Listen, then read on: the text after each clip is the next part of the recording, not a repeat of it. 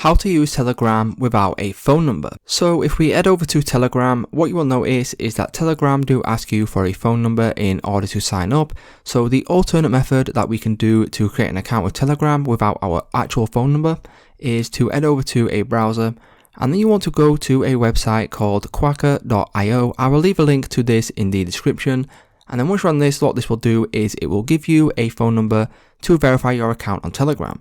So what you need to do is essentially scroll down and find a country that you want to use. So in my case, I will scroll down and find the United Kingdom. And then here you want to select any phone number on this page. From here, what you want to do now is you want to copy this number at the top of the page. And then you want to head over now back over to Telegram. Now once you paste the phone number into this box, you will now need to head back over to the previous web address, which is this one right here. And then if you scroll down under messages, you will then get the verification code sent to you by Telegram under this message box right here. Once you do this, you will then be able to create your Telegram account and then log into Telegram as you would usually. So it's just that simple. If this video did help you out, please leave a like in today's video, and I will see you in the next one.